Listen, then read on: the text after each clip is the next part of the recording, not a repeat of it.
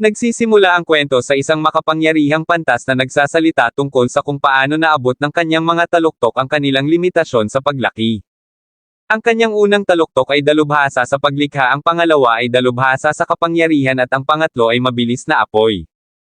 Kailangan niya ang pang-apat na taluktok kung siya ay magiging mas epektibo sa labanan, ngunit dahil ang mga crest ay maaari lamang makuha sa pagsilang, kailangan niyang mamatay. Makalipas ang libu-libong taon, ang sage na ito ay muling nagkatawang tao at ang kanyang pangalan ay Matthias Hildersheimer, na kung saan ay Mati. Papunta si Mati sa kabisera handang mag-enroll sa akademya, ngayong nakuha na niya ang inaasam-asam niyang ika-4 na taluktok na tinitingnan niya na parang isang bata na nakatingin sa isang tindahan ng candy. Habang naglalakad, nakakaramdam siya ng problema sa paggawa ng mas mabilis kaysa sa isang suso sa mga roller skate at sinusubukan niyang bigyan ng babala ang kanyang mapagkakatiwalaang sakay. Siyempre yung guy brushes in off na parang kay Mati lang, ligaw na imahinasyon, hanggang ito ay nagpop-up ng isang napakalaking halimaw mula sa mga palumpong.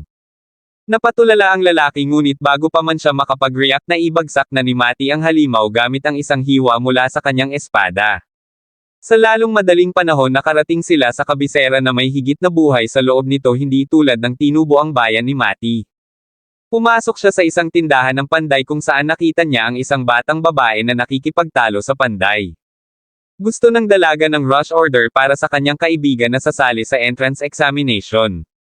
Gusto niya ng magic sword para sa kanyang kaibigan, ngunit sinabi sa kanyang wag manglamang. Pumasok si Mati at sinabi sa panday na kaya niyang panghawakan ang enchantment at ang kailangan lang niyang gawin ay ibigay ang espada. Ipinakita niya sa kanila ang pang-4 na crest na kilala bilang Crest of Failure. Ang panday ay nag-aalinlangan sa kanyang kakayahang gawin ang enchantment, ngunit nagpa siya ang batang babae na ilagay ang kanyang pananampalataya kay Mati. May inihanda na siyang magic stone para dito. Habang inihahanda ng lalaki ang espada, ginamit ng dalaga at ni Mati ang pagkakataong mag-usap. Ipinakilala niya ang kanyang sarili bilang si Alma Lepuzius at itinatakda niya ang kanyang sarili upang maiwasan ang pagpapakasal ng kanyang mga magulang. Sinabi niya kay Mati na mayroon siyang kaibigan na iniwan nilang magkasama at siya ang nangangailangan ng espada. Sa pagsasalita tungkol sa Diablo, ang kaibigan ni Alma ay pumasok sa silid at si Mati na karaniwang binubuo ng isang Zen Master na may isang tasa ng herbal tea ay nawala ang lahat ng kanyang cool na mas mabilis kaysa sa isang natutunaw na ice cream cone sa araw ng tag-araw. Sa lahat ay nagiging awkward, nagpakilala rin ang dalaga at ang pangalan niya ay Luri Abendroth. Kapag ang panday ay tapos na sa espada, dinadala niya ito at hinihingi ni Mati ang magic na bato. Nagulat ang lahat nang sabihin sa kanila ni Mati na malapit na niyang tapusin ang enchantment. Hindi nila inaasahan na gagawin niya ito doon at tiyak na hindi ganoon kabilis. Kapag tapos na siya sa kanyang ginagawa, iniabot niya ang espada, ngunit ayaw nilang maniwala na ito ay enchanted hanggang sa hindi sinasadyang ihulog ni Luri ang espada sa mesa at nahati ang mesa sa kalahati. Hindi sila makapaniwala na nagawa ni Mati ang enchantment ng walang spell. Kinabukasan nakilala ng mga babae si Mati sa entrance exams. Nagagawa ni Luri ang kanyang pagsusulit sa espada dahil sa makapangyarihang espada na ginawa ni Mati para sa kanya. Kapag turn na ni Mati, makakalaban niya ang isang top examiner, si Gail, na nakakakilala sa kanyang ama, si Castor. Ginagawa rin ito ng examiner dahil nalaman niyang si Mati pala ang nang-engkanto sa espada ni Luri. Magsisimula ang pagsubok at dahil minamaliit ng lalaki si Mati, hinayaan niyang bukas ang sarili. Nagulat siya nang sumugod si Mati sa kanya at ginawang isang ganap na labanan sa espada ang eksena na kalaunan ay nanalo si Mati. Si Gail ang kapitan ng mga kabalyero at natalo lang siya sa isang batang bugnutin. Pagkatapos nito, tumungo ang mga kalahok sa lugar ng pagsubok sa paghahagis. Mayroon silang 5 target na dapat nilang alisin gamit ang mga pangmatagalang pag-atake. Mahusay na binaba ni Luri ang kanyang mga target, ngunit naniniwala si Mati na may downside ang enchanted casting dahil madaling maatake ang caster sa kalagitnaan ng laban. Si Luri ay ipinanganak na may Crest of Glory na siyang unang crest. Ito ang pangalang ibinigay nila sa tuktok sa kasalukuyang oras at araw na ito. Ito ay itinuturing na pinakamahusay na crest, ngunit mas alam ni Mati. Kapag turn na ni Mati, tinanong niya ang examiner kung ano ang mga requirements, and it all involves Mati destroying the targets. Pagkatapos ay sinabihan niya ang lalaki na umatras ng isang hakbang. Tumama ang panga ng lahat sa sahig habang ginagawa ni Mati ang hindi maisip.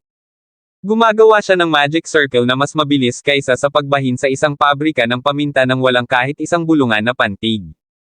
Nangangahulugan ito na gumagamit siya ng walang salita na spell. Pinaputok niya ang putok, sinisira ang lahat ng mga target at tinatanggal pa ang kalahati ng lugar ng pagsubok dito. The following day is the opening ceremony and Matty and the girls will be attended because they all passed the tests. Sa pagbubukas ng seremonya, ang punong guro si Edward ay hindi nag-aksaya ng maraming oras sa kanyang talumpati. Pagkatapos niyang gawin, sinabi niya kay Matty na puntahan siya sa kanyang opisina. Pagdating sa pintuan ng punong guro, iniisip ni Matty kung siya ay pinatalsik sa kanyang unang araw. Iniisip niya kung ito ba ay dahil sinira niya ang test site gamit ang kanyang spell. Naaalala niya ang pag-aayos ng lahat pagkatapos niyang gawin. Pagpasok sa opisina, inamin ng lalaki na makapangyarihan si Matty at hindi niya ito sisiyasat dahil alam niyang hindi laro ng bata ang kanyang ama na si Castor. Ang dahilan kung bakit niya tinawagan si Matty ay dahil kailangan niya ang kanyang tulong. Nagulat ito kay Matty dahil hindi niya alam kung ano ang kailangan ng headmaster sa tulong niya. Binanggit ng punong guro ang paggamit ng enchanted spell na ginagamit ng mga estudyante at itinuring ni Matty na hindi ito epektibo. Sinangayunan ito ni Edward, ngunit sinabing ang wordless spell casting ay isang nawawalang bagay sa ngayon. Mahirap makahanap ng kahit isang solong tao na magagamit ito ngayon. Sinusubukang buhayin ni Edward ang wordless spell dito sa ikalawang akademya, ngunit hindi siya nagtagumpay dahil sinunod nila ang kurikulum ng unang Royal Academy. Ang mga enchanted spells ang naging tungkol sa unang pananaliksik sa akademya. Gusto ni Edward na patunayan sa kanila na nagkamali sila sa lahat ng ito at plano niyang gawin ito sa susunod na inter-school competition. Tinanong niya si Matty kung tutulong siya at sinabi ng bata na oo. Kinabukasan, tinipon ng mga examiners ang mga estudyante at laking gulat nila nang ipakilala si Matty bilang guest instructor na magtuturo sa kanila kung paano gumamit ng mga wordless spells. Nagpapakita si Matty para sa kanila kung paano gumagana ang mga walang salita na spelling. Isa sa mga gurong tinuruan niya kung paano gawin ito ay nakakakuha na ng kaalaman. Ipinapakita nito sa mga mag-aaral na hindi ganoon kahirap ang pagmaster. Sa ilang sandali, ang mga mag-aaral ay nagsisimulang matutunan ang mga pangunahing kaalaman sa mga walang salita na spells. Naubos na ang magic ni Luri at pinalakas siya ni Matty gamit ang kaunting magic mula sa kanyang katawan. Sa pamamagitan nito, nagagamit ni Luri ang wordless spell. Makalipas ang isang buwan, oras na para sa inter-school competition. Sinabi ni Luri kay Matty na umaasa siyang walang mahiwagang napili ngayong taon. Ang mga mahiwagang napili ay karaniwang ang nangungunang tanso ng unang akademya. Ang kanilang mahiwagang kapangyarihan ay pangalawa at maging ang huling kapitan ng utos ng salamangkero ay isa sa kanila. Habang nagsasalita sila, sinabi ni Matty sa kanila na nararamdaman niya ang presensya ng isa sa mga nasabing tao. Sinabi niya na ang kanilang mahiwagang kapangyarihan ay 10 beses sa kanya at ito ay nagulat sa mga batang babae. Anumang bagay na 10 beses ang kapangyarihan ni Matty ay itinuturing na kapangyarihan sa antas ng demonyo. Ang mga demonyo at mga tao ay mortal na magkaaway, ngunit ang mga demonyo ay napakalakas na kailangan ng isang grupo ng mga mago ng hukuman upang mapabagsak ang kahit isang demonyo. Sa wakas ay napagtanto ni Matty na ang mga demonyo ay nakaligtas sa panahong ito. Oras na para sa kompetisyon at si Matty ay nagtungo sa arena ng mag-isa. Ang unang akademya ay natatawa dahil naniniwala na sila na ito ay magiging isang madaling panalo para sa kanila. Ito ang magiging ika-65 na sunod-sunod na panalo, sabi nila. Kailangang labanan ni Matty ang 3 estudyante mula sa unang akademya, ngunit gamit ang kanyang mga mata sa pagtatasa, nalaman niyang hindi tao ang pinuno ng squad na si Devilus. Gumagamit lang siya ng disguise spell para itago sa lahat ang tunay niyang anyo. Nagsisimula ang laban at ang 2 pang lalaki ay sumugod kay Matty. Naglabas si Matty ng spell na nagpaalis sa kanilang 2, ngunit nagawang harangan ni Devilus ang pag-atake nang hindi binibigkas ang anumang incantation. Nagalit si Devilus at pinaandar ang sarili niyang spell, ngunit nahulog lang siya sa bitag ni Matty dahil hindi siya bumigkas ng kahit anong chant bago gawin ito. Inilantad lang ni Matty si Devilus sa lahat na maaaring gumamit si Devilus ng mga walang salita na spell na ikinagulat ng lahat. Pagkatapos ay sinisingil ni Matty si Devilus at isang ganap na labanan ang naganap. Sa kalagitnaan ng laban, sa wakas ay napagtanto ni Matty na ang mga palihim na demonyong ito ay mabilis na humahatak sa sangkatauhan sa pamamagitan ng panlilinlang sa kanila na iwaksi ang pinakamabisang mga spelling na walang salita. Mga klasikong malademonyong laro sa isip. Habang nagpapatuloy ang labanan, nagawa ni Mati na tamaan si Devilos gamit ang isang spell-shattering magic na inihayag ang kanyang tunay na anyo sa lahat. Panic mode ang buong arena, ngunit bago magawa ni Devilos ang anumang bagay para saktan ang sinuman, pinutol siya ni Mati. Ito ay mas nakakagulat dahil walang sinuman ang nagpabagsak ng demonyo ng mag-isa.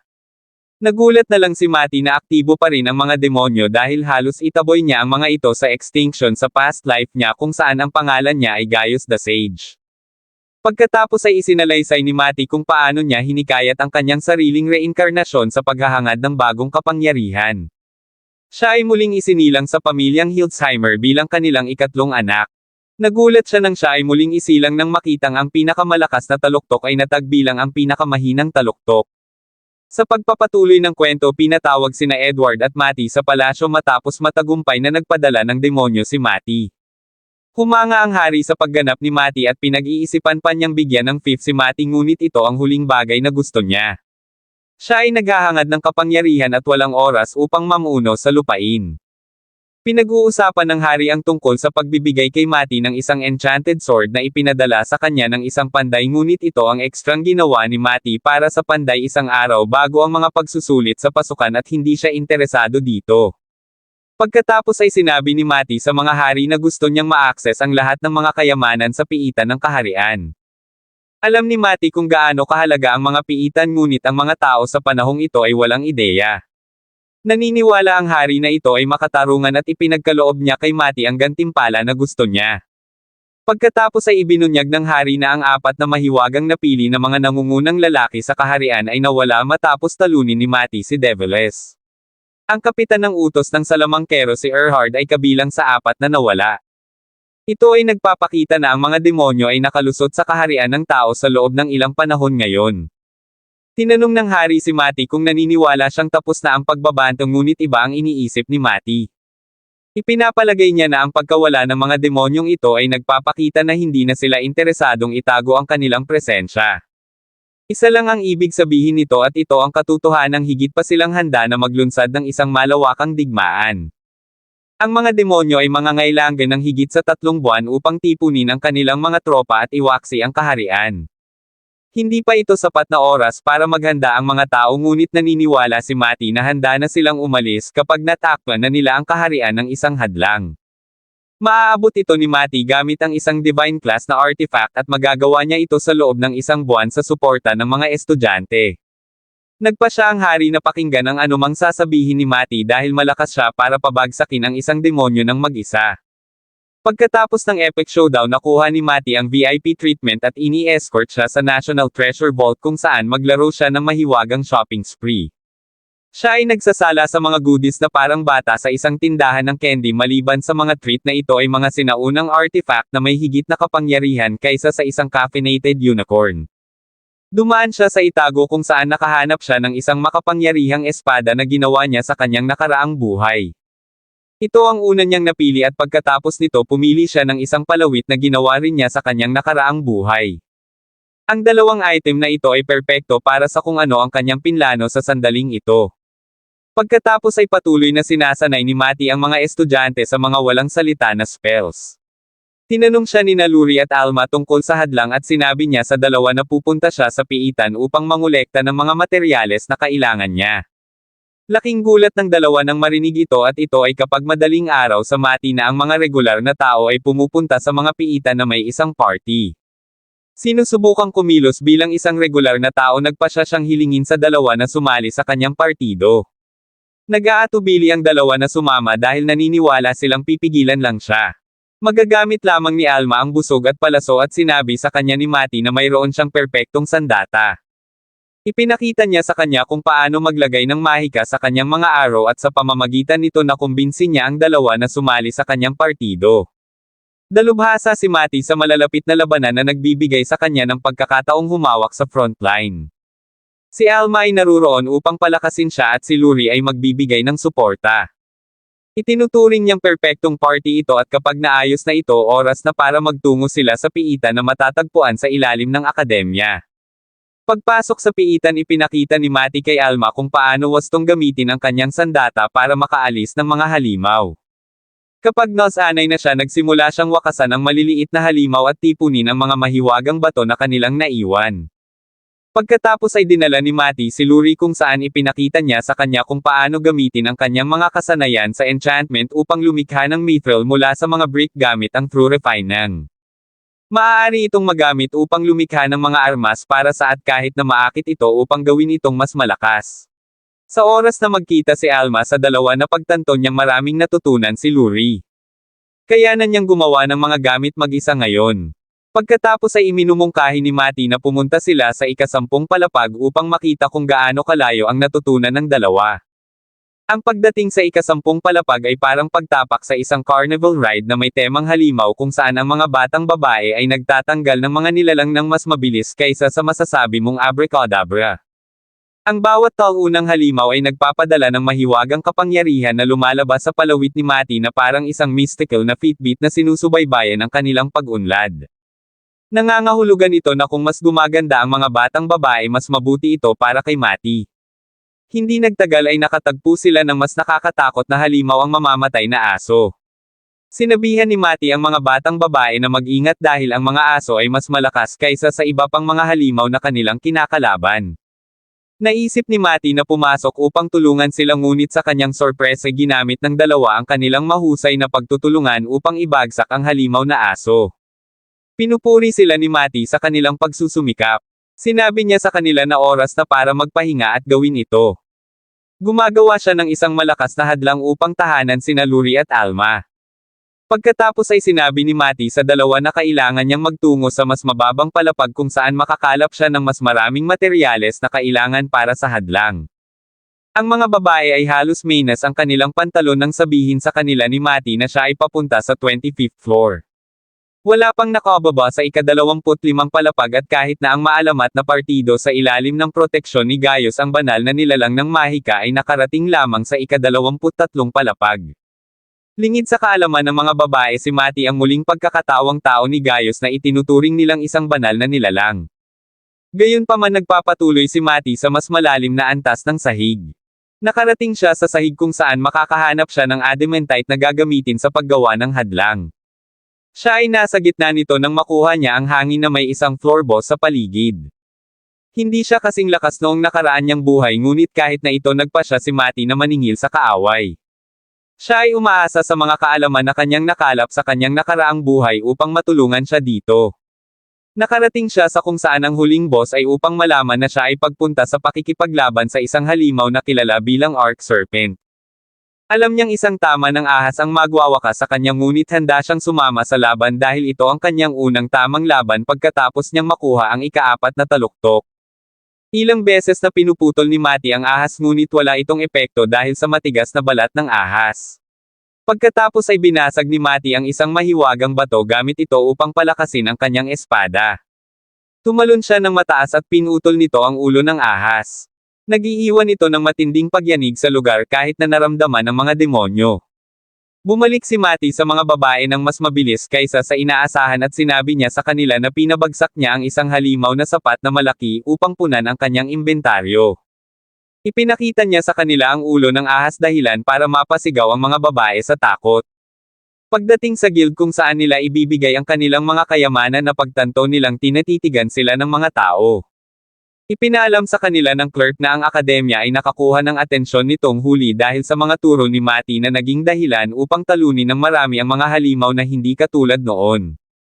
Ipinakita ni Mati ang mga paninda na naparito siya upang ibenta at ang clerk ay tinamaan ng parehong reaksyon tulad ng mga batang babae noong una nilang makita ang ulo ng ahas. Ang clerk ay humanga sa katotohanan na alam ni Mati kung paano gamitin ang magic ng imbakan. Nagpaplano rin si Mati na magbenta ng malaking magic stone na nakuha niya nang matalo niya ang ahas. Binibente niya kasi hindi kasya sa gusto niya. Kakailanganin niya ang isang mas malaki para sa hadlang. Matapos ibenta ito binigyan sila ng napakaraming pera at sa sorpresa ng mga batang babae hinati ni Mati ang mga paglilitis ng pantay-pantay sa kanila. Habang pabalik sila sa akademya naramdaman ni Mati na may dalawang demonyong papunta rin sa akademya.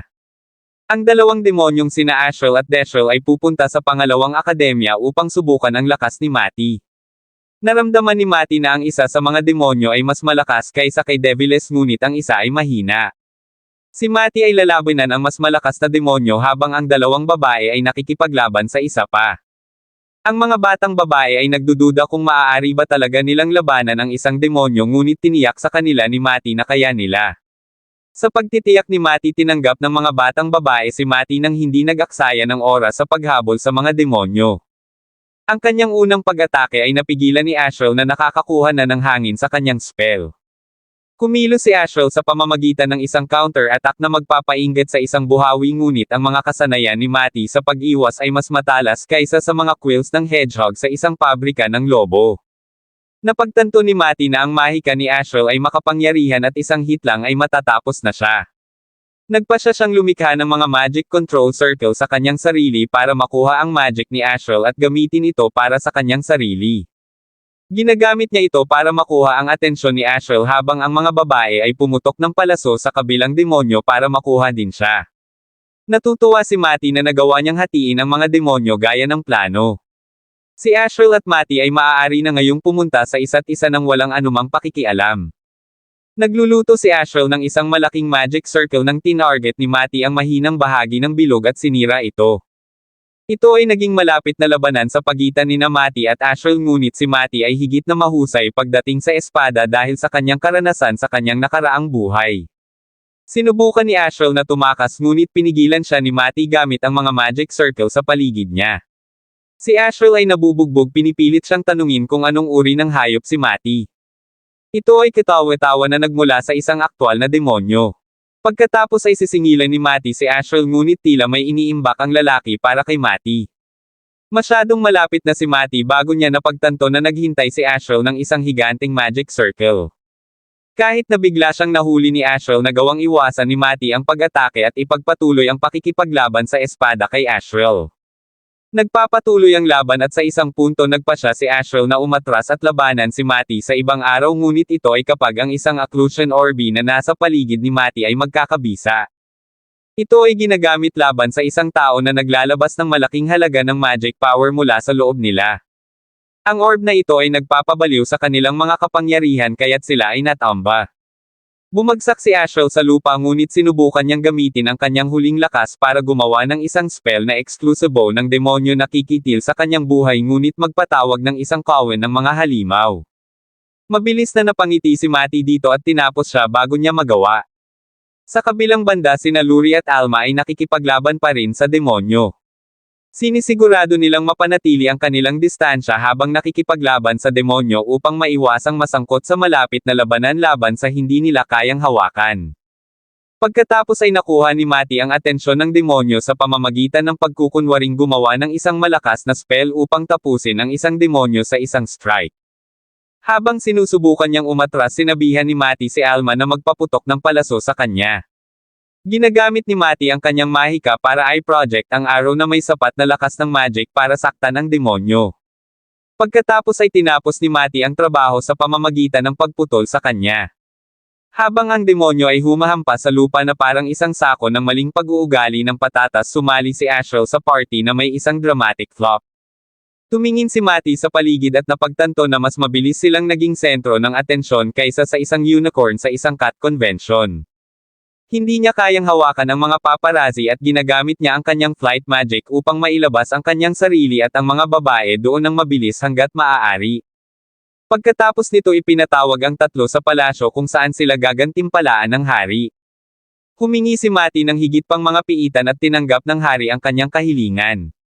Gusto ni Luri at Alma ng pera at sinabi sa kanila ng hari na tapos na ito. Noon lang naalimpungatan si Mati na sinusubaybayan sila ng isang demonyo. Hinihiling niya na ibunyag ng demonyo ang kanyang sarili, ngunit nang walang natanggap na tugon si Mati, nagpadala siya ng isang malakas na pag-atake ng mahika kung saan nagmula ang demonyo. Napakasakit nito sa demonyo kaya napasigaw siya sa mahiwagang receiver na inilagay niya sa palasyo. Kinikilala ng hari at ni Edward ang boses bilang boses ni Erhard. Sa maliit na pagkabansot, nakakahugot pa lang niya naisip na ni Mati kung saan nanggagaling ang signal. Ipinakita niya sa hari ang mapa ng mga coordinate at sinabi sa kanya ng hari na ang lokasyon ay isang nayon na winasak ng mga demonyo matagal na ang nakalipas. Walang alinlangan, nalaman ni Mati na ang mga demonyo ay nagtayo na ng isang operating base sa mga guho ng nayon. Napakalayo ng lugar at aabutin sila ng kalahating oras bago makarating doon. Gagamitin sana ni Matty ang kanyang teleportation spell ngunit wala siyang sapat na magic power sa ngayon. Si Matty ay patuloy na naging sorpresa sa mga lalaki dahil hindi sila makapaniwala na maaari rin siyang gumamit ng teleportation magic. Gayunpaman may ibang paraan si Matty para mabilis na makarating doon. Sinabi niya sa mga batang babae na sundan siya at inakay niya sila sa tuktok ng isang madilim na bundok. Samantala plano ni Edward at ng mga estudyante na magtipon ng maraming mithril habang wala si Matty. Pagdating sa dulo ng bundok nakita ng mga batang babae ang kanilang sarili sa presensya ng isang maalamat na nilalang. Isang nakakatakot na dragon. Sa katunayan hindi ito basta-bastang dragon kundi ang kinatatakutang dragon na tinatawag na Iris. Sinabihan ni Matty ang mga babae na maghintay sa likod habang nakikipagnegosasyon siya sa dragon. Isa pala si Iris na dragon na nakalaban ni Matty sa past life niya pero sumuko siya nang marealize niyang hindi siya kalaban ni Matty. Naging magkaibigan ang dalawa pagkatapos nito at naniniwala si Matty na matutuwa ang dragon na makita siya. Naglalakad si Matty patungo sa dragon ngunit sa kanyang pinakahalatang sorpresa hindi siya nakilala ng dragon at nagbanta pa siyang wawakasan siya kapag gumawa pa siya ng isang hakbang. Sinuwi siya ni Matty at lumikha si Iris ng magic circle para parusahan siya ngunit madaling nasira ni Matty ang bilog. Nagulat si Iris dito pero mas nagulat siya nang kausapin siya ni Matty gamit ang dragon language na telepathically lang nangyayari. Nasabi ni Matty kay Iris na siya ang reincarnation ni Gaius at si Iris ay nagsimulang humingi ng tawad kaagad. Ang mga babae ay naiwan sa ganap na pagkabigla nang makita nila ito dahil hindi sila makapaniwala na may dragon na umaagos sa paanan ni Matty. Pagkatapos ay sinabi ni Matty kay Iris na kailangan niyang pumunta sa isang lugar na napakalayo at kakailanganin niya ang tulong nito sa transportasyon. Gayunpaman ipinakita ni Iris kay Matty ang kanyang mga napinsalang pakpak.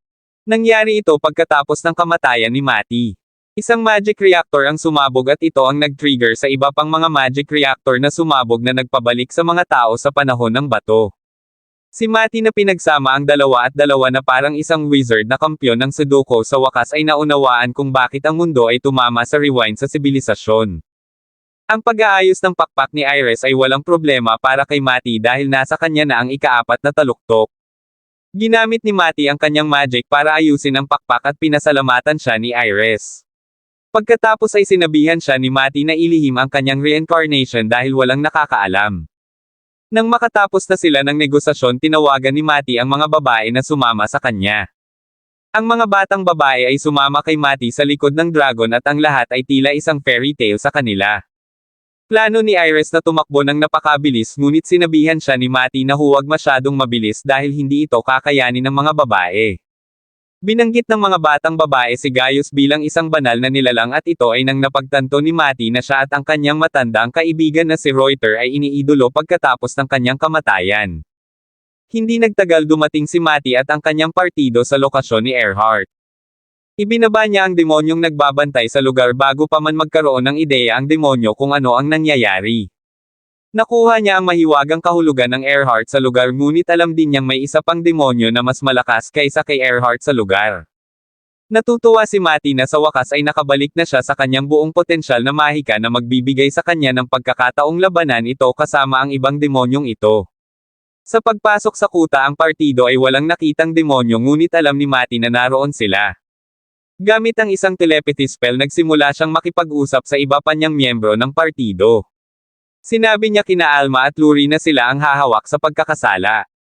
Pumasok sila sa isang at kahit na tila walang laman alam ni Matty ang palaging mapagbantay na demonyong detective na mayroong isang demonyong naglalaro ng taguan sa ilalim ng isang top-notch concealment spell. Sa tulong ni Matty nakita ng mga batang babae si Erhardt ngunit walang palatandaan ng ibang demonyo. Tinutukan ni Alma si Erhardt ngunit hindi siya gumagalaw dahil hindi niya alam na nasira ang kanyang concealment spell. Nagpaputok si Alma na tumama sa kanya bago niya namalayan na nabasag na ang kanyang saplot. Mukhang hindi nag-aalala si Erhardt dahil naniniwala siyang peke ang Matty na nakatayo sa harapan niya. Sa palagay niya ay walang paraan na nakarating si Matty sa kanyang kinalalagyan ng ganoon kabilis. Sa sandaling iyon nagsimulang magpalitan ng suntok sina Matty at Erhardt habang nagpaputok si Alma ng mga arrow sa kanyang likod. Mukhang hindi nababahala si Erhardt dito dahil hindi siya sinasaktan ng mga pana. Makalipas ang ilang sandali nagsimulang maramdaman ni Earhart ang epekto ng pagsipa ng arrow. Napagtanto na malapit na siyang matalo ginamit niya ang isang demonyong spell na tinatawag na Disfortune. Nagbibigay ito sa kanya ng isang mataas na pagtaas sa magic power at lakas ngunit sa huli siya ay mamamatay. Siya ay karaniwang sinusubukang tapusin ang kanyang sariling buhay para lamang mawala si Matty at ang kanyang koponan. Si Earhart ay dumating na naniningil sa kanila tulad ng isang toro sa isang china shop ngunit huli na niyang napagtanto na siya ay umaatake sa isang grupo ng mga ilusyon. Para bang hindi na lumala ang kanyang araw, ang mga araw na lumalabas sa kanya ay nilagyan ng espesyal na lason na ginawa ni Matty, ang resident mischief maker ng party. Ang malakas na lason ay sumisipa na nagpagulong-gulong kay Earhart na parang napakarami na niya sa tavern. Tinapos siya ni Alma na kailanman ang sharpshooter gamit ang isa pang arrow, pinalapag ito na parang bullseye sa isang laro ng karnabal. Bumagsak si Earhart sa lupa at kinuyam ng mga babae ang kanilang mga kamao bilang tagumpay, ipinagdiriwang ang kanilang tagumpay laban sa demonyo. Kapag naayos na ito, sinabihan ni Matty ang mga babae na umalis para manatili sila kasama ni Iris sa langit. Aalis na si Matty dahil kailangan pa niyang pabagsakin ang isa pang makapangyarihang demonyo na nararamdaman niya sa lugar. Lumabas si Matty ng gusali at binasag ang tatlong mahiwagang bato na pumipilit sa mga demonyo sa lugar na ipakita ang kanilang mga sarili. Nagkakabisa ito at ang makapangyarihang demonyo ay napilitang magkatawang tao mula sa estado ng ambon kung saan siya nagtatago. Ang demonyo ay humanga na kaya ni Matty na bawiin ito. Tinukoy ni Earhart si Matty bilang isang halimaw ngunit naniniwala ang lalaki na ang pagtawag kay Matty bilang isang hayop ay isang malaking understatement. Gayunpaman ipinaalam din ng demonyo kay Matty na wala siya sa antas ni Earhart na nangangahulugang mas makapangyarihan siya kaysa kay Earhart. Sinabi niya kay Matty na wala siyang pagkakataon laban sa kanya at mamamatay siya ngunit tumugon si Matty na wala siyang planong mamatay anumang oras sa lalong madaling panahon. Sinugod ng demonyo si Matty at pagkatapos ng ilang palitan ng suntok pinutol niya ang kamay ni Matty. Tatapusin na ng demonyo si Matty nang muling magkadikit ang braso ni Matty.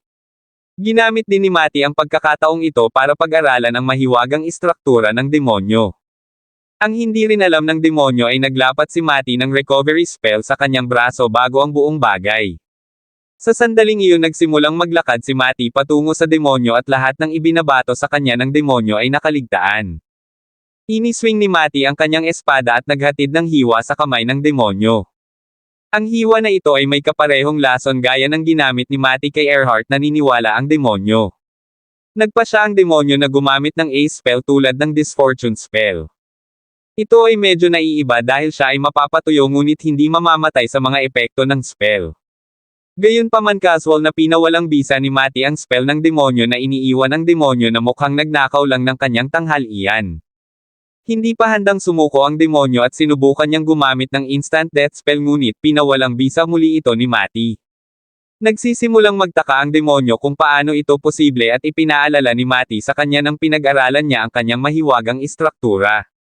Sa pagsusuring ito nakagawa siya ng isang countermeasure para sa lahat ng maaaring gustong ibato sa kanya ng demonyo. Sa sandaling iyon ang epekto ng naunang hiwa ni Matty ay nagsimulang gumana sa demonyo at ipinaalam sa kanya ni Matty na hindi siya tinamaan ng lason gaya ng pinaniniwalaan. Ang ginagamit ni Matty sa kanya ay isang spell na nagpapawala sa kanyang kontrol sa kanyang magic.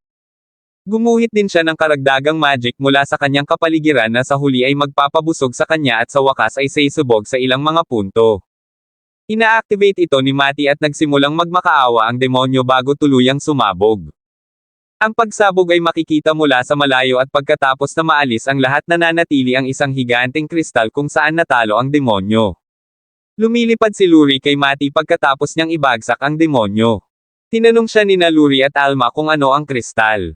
Ipinaliwanag ni Matty na ang kristal ay tinatawag na Dragon Vein Pillar na nakakapagtap mula sa mahiwagang enerhiya sa lupa. Gustong gamitin ito ng mga demonyo para magpatawag ng maramihang pagkarga ng mga mahihirap na halimaw. Nais ng mga demonyo na ang spawn point ng halimaw ay ang kabisera ngunit sa pagsabog na nilikha ni Matty lumipat ito sa hindi bababa sa 10 kilometro ang layo mula sa kabisera. Alam ni Matty na hindi ito sapat at kakailanganin nila ang tulong ng akademya kung gusto nilang talunin ang mga halimaw. Iminumungkahi niya na magsimula silang bumalik at pupunan niya ang mga ito sa mga detalye. Sa kanilang pagbabalik sa kabisera naisip ni Mati na si Iris ay nagbabago sa kanyang anyo ng tao upang makasama niya sila bilang isang mag-aaral sa kabisera. Nang makarating sila sa kabisera inamin ni Luri at Alma na magandang ideya ito. Nakasakay din si Iris at kasama nito nag-transform siya sa kanyang pagkatao. Nang makarating sa akademya sinabi ni Mati sa punong guro ang tungkol sa pagkatalo ni Erhard na ikinagulat ng lalaki kung paano ito nagawa ni Mati sa isang araw. Iniisip niya ang gantimpala ni Mati ngunit sinabihan siya ni Mati na iwan muna iyon dahil may kahilingan pa siya. Gusto ni Mati na tanggapin ni Edward si Iris sa akademya bilang transfer student. Tinanggap ito ni Edward ngunit sinabi kay Mati na kailangang pumasa si Iris sa entrance examination bago siya ma-admit. Walang pag-aalinlangan tinanggap ito ni Mati ngunit sinabi kay Edward na gusto niyang dumalo sa pagsusuri kung sakali. Gusto ni Mati na naroon dahil naging tao lang si Iris at walang duda na wala pa siyang kontrol sa kanyang kapangyarihan. Kung hindi gagawin ang pag-iingat maaari rin niyang kunin ang akademya sa panahon ng kanyang pagsusulit sa casting. Bago magsimula ang mga pagsusulit sinabi ni Mati sa mga babae na ipapaalam niya kay Edward ang tungkol sa haligi ng ugat ng dragon pagkatapos ng mga pagsusulit ni Iris dahil sinusubukan niyang iwasan ang isang sitwasyon kung saan magkakaroon ng gulat. Pagkatapos ay gumawa si Mati ng peking crest sa kamay ni Iris para maiwasan ang mga hinala. Kinabukasan which is the exams day hindi masyadong maayos ang paghawak ni Iris sa written exams dahil hindi siya sanay sa writing materials. Pagkatapos ng kakilakilabot na karanasang ito kailangan ni Iris na labanan si Guy ngunit madaling itapon ni Iris ang kabalyero at malamang na namatay siya kung hindi para sa proteksyon ni Mati. Pagkatapos nito tumuloy sila sa pagsusulit sa paghahagis at ang unang spell casting ni Iris ay magiging isang kapahamakan kung hindi dahil sa protection circle ni Mati. Sinubukan ito muli ni Iris ngunit nauwi sa paglikha ng isang malaking pagsabog sa kalangitan. Si Edward ay sumisigaw sa puntong ito dahil nakikita niya ngayon si Iris bilang isang halimaw na grade. Sinubukan ni Iris na gawin ito sa paraang ginawa ni Mati ngunit iniiwan lamang nito ang buong lugar sa isang bunganga. Ligtas lang si Edward at ang mga babae dahil nandoon si Mati. Nang tanungin si Edward kung nakapasa si Iris sa pagsusulit sinagot niya ito dahil wala siyang pagpipilian sa puntong ito. Tungkol sa nasirang bakuran ng paaralan nag-aalok si Mati na ayusin ito tulad ng ginawa niya noon. Di nagtagal na pilitan si Edward na hilingin sa hari na makialam sa pagkuha ng mga mag-aaral ng First Academy na tumulong sa pangangalap ng mga materyales para sa hadlang dahil sila ang may pinakamaraming estudyante na may Crest of Glory. Nang marinig ito ng punong guro ng First Academy Facas kumakatok siya sa pinto ni Edward nagsasalita ng basura. Itinuring ni Facas ang kanyang sarili at ang First Academy na superior sa Second Academy ngunit ipinaalala ni Edward sa kanya na natalo na nila sila sa huling inter-school competition. Hindi binibilang ng Facas na valid ang huling kompetisyon at iminumungkahi ni Mati na mayroon silang rido. Ang matatalo sa kompetisyon ay nagagawa ang anumang naisin ng nanalo. Saka sinabi ni Facas na may kondisyon siya. Ayaw niyang makasali sa kompetisyon si Mati at ang sinumang miyembro ng kanyang partido. Nakapagtataka tinanggap ni Mati ang alok at itinakda ni Facas ang petsa para sa kompetisyon sa susunod na 2 araw. Pagkatapos ng pag-alis ni Facas ipinakita ni Edward ang kanyang takot na baka hindi sila manalo ngunit tiniyak ni Mati sa kanya na isasara nila si Facas. Sa araw ng kompetisyon nagpakita ang First Academy kasama ang isang grupo ng mga mag-aaral at may plano na si Mati na ipadala si Iris kung mayroong anumang mga palatandaan ng mga demonyo sa mga mag-aaral. But thankfully there are none which means hindi na kailangang makialam ni Iris. Nagulat si Facas nang matuklasan niyang 5 estudyante lamang mula sa Second Academy ang humaharap upang harapin ang kanyang buong squad. Nagbibilang na siya ng mga manok niya bago pa man lang naisip ang mapisa. Kapag nagsimula na ang kompetisyon abala pa rin ang mga estudyante ng First Academy sa pag-awit ng mga incantation na parang sinusubukan nilang alalahanin ang mga salita sa isang nakakalito na kanta. Samantala ang 5 mag-aaral mula sa Second Academy ay nagsimulang maglabas ng sakit sa walang salita na pagcast tulad ng mga mahiwagang ninja. Hindi makapaniwalang nanunood si Facas habang ang kanyang koponan ay nahuhuli bago pa man nila matapos ang kanilang mystical karaoke session. Ang mga mag-aaral mula sa First Academy ay hindi katugma sa 5 mag-aaral mula sa Second Academy at nang madali ang mga mag-aaral mula sa Second Academy ay nanalo muli sa kompetisyon. Ayaw tanggapin ni Facas ang resultang ito at hinihiling niya na sumali si Iris sa laban. Hindi siya nag-aaksaya ng oras sa pagbabago ng isip kapag nakikita niya ang paraan ng pagyuko ni Iris ng espada na parang wala lang. Sa sandaling iyon hinamon ni Edward ang lalaki na malaman kung bakit hindi niya sinimulang ituro sa kanyang mga estudyante ang sining ng walang salita na paghahagis gaya ng iniutos ng hari. Si Edward ay nagsimulang mag-rant nagsasalita tungkol sa kung paano siya walang pakialam sa anumang utos o kung ano ang sinasabi ng hari. Lingid sa kanyang kaalaman ang hari ay naruroon sa arena at naririnig niya siya. Kaagad inutusan ng hari ang mga tanod na arestuhin si Phacas dahil siya ay walang iba kundi isang taksil. Pagkatapos ay sinabi ng hari sa mga mag-aaral ng First Academy na sa hinaharap makikipagtulungan sila sa Second Academy para tulungan sila sa anumang proyektong gagawin nila. Hanga si Maddie kay Edward dahil mukhang naging maayos naman ang pagpasok ng King. Hindi nagtagal pagkatapos nito naging mas kahanga-hanga ang mga paghahanda at sinabi ni Maddie sa kanyang mga miyembro ng partido na magkakaroon sila ng hadlang sa lalong madaling panahon. Gayunpaman kakailanganin nila ng isang malaking Magi Stone para sa core ng barrier at ito ang dahilan kung bakit sila nasa isang piitan. Tinatakot niya si Iris nang banggitin niya na si Iris ay isang high-class na halimaw at mayroon itong humigit kumulang 80 sentimetro ng Magi Stone sa loob niya. Gayunpaman tiniyak niya kay Iris na hindi niya nakukuha ang bato mula sa kanya at lahat ay bumalik sa pagkakaroon ng kaginhawahan. Sinabi sa kanila ni Maddie na para makuha ang bato kailangan nilang magpatawag ng halimaw. Malapit nang makarating ang koponan sa ika-17 palapag kung saan makakalaban nila ang mga halimaw. Si Alma at Luri ay ayos lang ngunit nag-aalala si Maddie kay Iris dahil malinaw na wala pa rin siyang kontrol sa kanyang kapangyarihan. Kung susubukan niyang matamaan ginagawa niya ito ng napakahirap at ganoon din ang naaangkop sa kanyang mga magic attack. Nagrereklamo na sina Alma at Luri sa mga halimaw na kanilang kinakalaban ngunit ipinaalam ni Iris sa kanila na may kakilala siyang isang tao na nakarating sa ika-654 na palapag at ito ay walang iba kundi si Gaius. Kapag oras na para ipatawag ang isang halimaw sinabihan ni Maddie si Luri na gumawa ng isang enchantment sa paligid ng bato at napansin niyang halos kasing focus siya ng isang pusa sa isang silid na puno ng mga laser pointer dahan-dahan niyang hinawakan ang mga kamay nito para pakalmayan siya. Nang matapos na ito ni Luri sinabihan ni Maddie si Iris na lagyan ng mahika ang bato at sinabihan niya itong gawin ito ng dahan-dahan dahil ang pag-infuse nito ng sabay-sabay ay tiyak na haantong sa isang kapahamakan. Gayunpaman tulad ng inaasahan si Iris ay nagtatapos sa pag-overshoot nito na pagkatapos ay humahantong sa paglitaw ng isang nakakatakot na halimaw isang dragon. Natutuwa si Iris dito dahil makakakuha sila ng 60 cm Magi Stone mula sa dragon na ito. Pagkatapos ay iminumungkahi ni Maddie na kausapin ni Iris ang dragon ngunit kapag ang ibig niyang sabihin ay kausapin siya karaniwang sinasabi niya sa kanya na inisin ang dragon at maasar siya.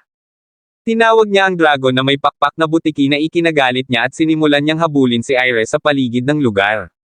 Ang lahat ng ito ay isang diversion lamang para kina Alma at Luri na magpaputok ng mga palaso sa dragon nang hindi niya napapansin.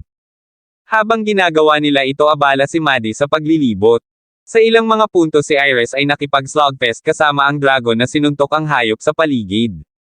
Gayunpaman itinapon si Iris sa ilalim ng lupa kapag nabigo siyang makaiwas sa isang aerial attack mula sa dragon. Umakyat siya pabalik at nagtataka kung bakit hindi nagamit ng dragon ang kanyang hininga ng dragon. Inihayag ni Maddie na siya ang gumagamit ng kanyang mahika upang pigilan ang dragon na gawin ito. Kapag naihanda na ni Maddie ang lahat ng gusto niya sinabihan niya ang mga babae na lumayo sa lugar at hinimok niya si Iris na gamitin ang dragon sa kanyang hininga. Nagalit talaga si Iris sa dragon na napilitan siyang gumawa ng napakalaking hininga ng dragon na plano niyang gamitin sa pagkuha kay Iris ngunit hindi niya alam. Isa itong bitag. Lahat ng ginagawa ni Maddie ay para baligtarin ang spell at sa halip ay ilabas ang dragon. Nabigo si Iris na makatakas mula sa lugar bago umalis ang spell at napilitang tumakbo si Maddie para protektahan siya dahil alam niyang walang paraan na hindi siya makakatakas ng ganoong direktang hit. Nang mawala ang usok patay na ang dragon at ligtas ang lahat. Bilang karagdagan dito nakuha nila ang Magi Stone na kailangan nila. Pagkatapos ay tinanong ni Maddie si Iris kung interesado siyang sumali sa kanyang partido.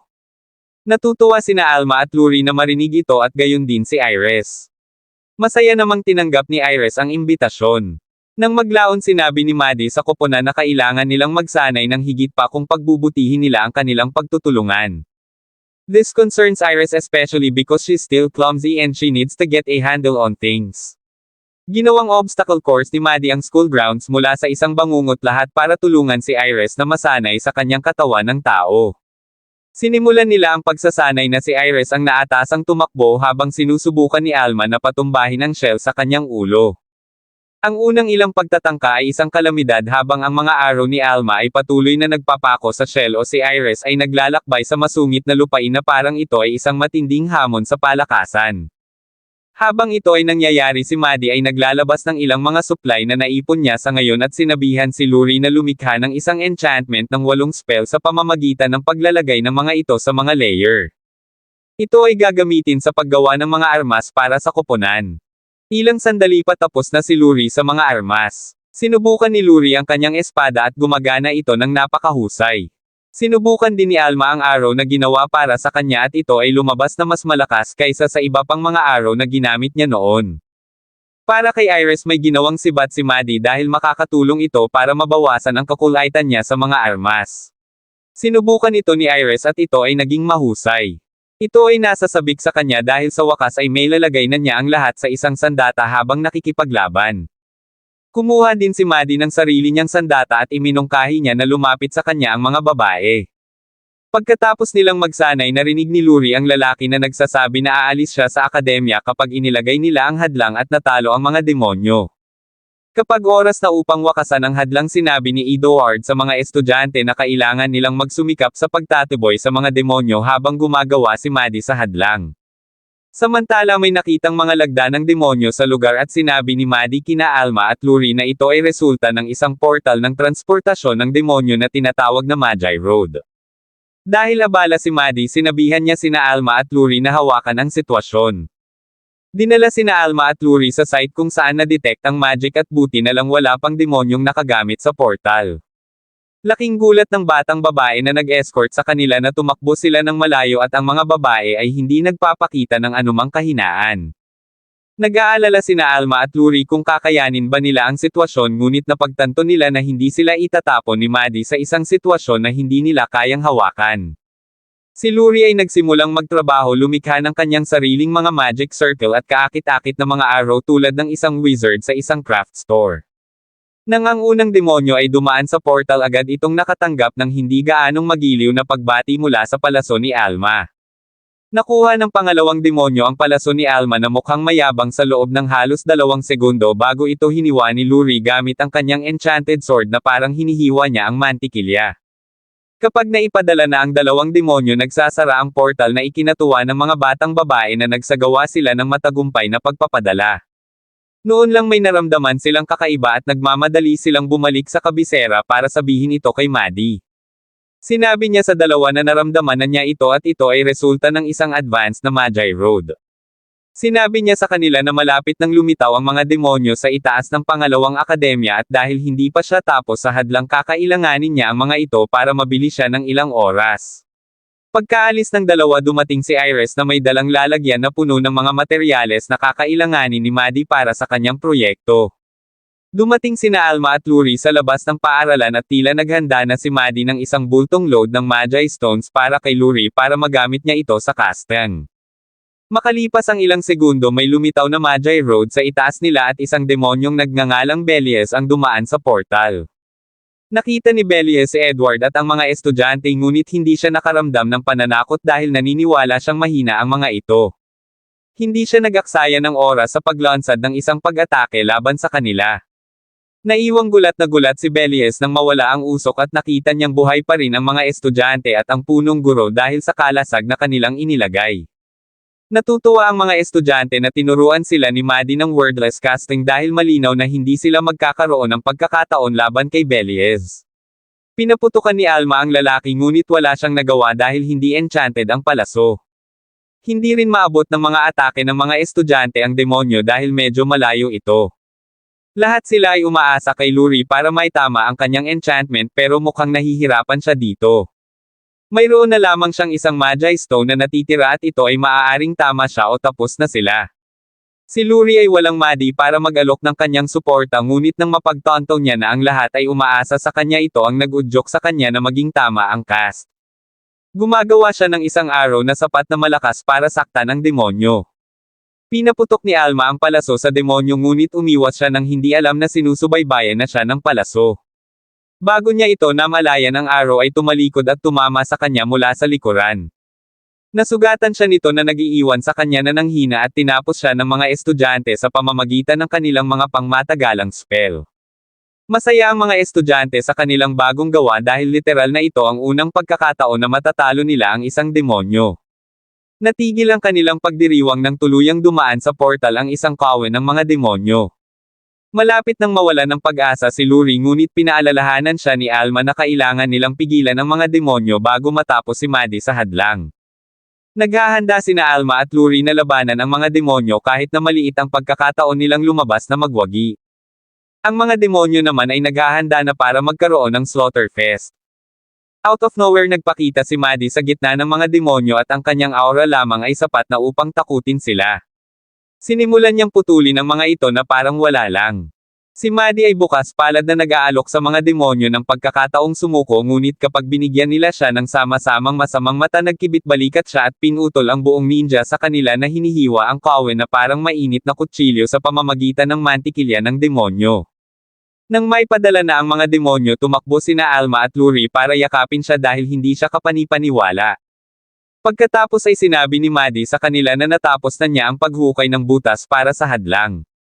Pumunta sila sa unahan kung saan matatagpuan ang barrier core at ina-activate ito ni Maddie sa pamamagitan ng pagdaragdag ng isang maliit na Magi Stone dito. Agad itong lumilikha ng isang simboryo sa paligid ng kabisera upang mapanatiling ligtas ang lahat.